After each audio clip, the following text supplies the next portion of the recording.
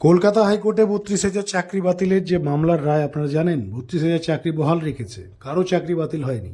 বিচারপতিরা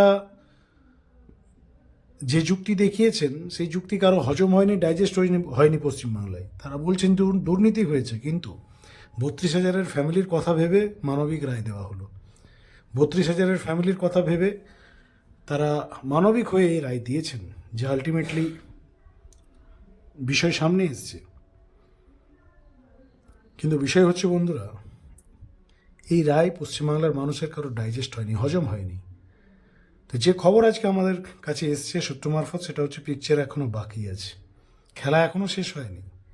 যারা আনন্দ উল্লাস প্রাক্তন বিচারপতি অভিজিৎ গঙ্গোপাধ্যায়ের খিল্লি ওড়াচ্ছেন, বিকাশ রঞ্জন ভট্টাচার্য, ফেরদৌস শামীম থেকে শুরু করে তরুণজ্যোতি তিওয়ারির খিল্লি ওড়াচ্ছেন, একটু অপেক্ষা করুন, খেলা এখনও শেষ হয়নি। মামলা হচ্ছে সুপ্রিম কোর্টে, সুপ্রিম কোর্টে চ্যালেঞ্জ হচ্ছে এই রায়, এবং যা খবর সত্যের জয় কিন্তু হবে। অপেক্ষার বেশি সময় লাগবে না, খুব শীঘ্রই মামলা ফাইল হচ্ছে এবং ফাইনাল শুনানি দেশের শীর্ষ আদালত এখনও বেঁচে রয়েছে।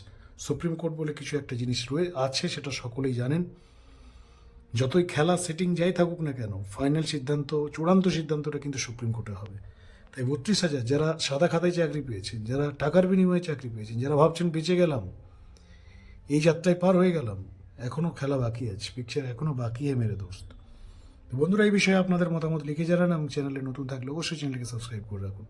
খুব শীঘ্রই এই রিলেটেড আরও বিস্তারিত তথ্য আমরা নিয়ে আসছি। ধন্যবাদ।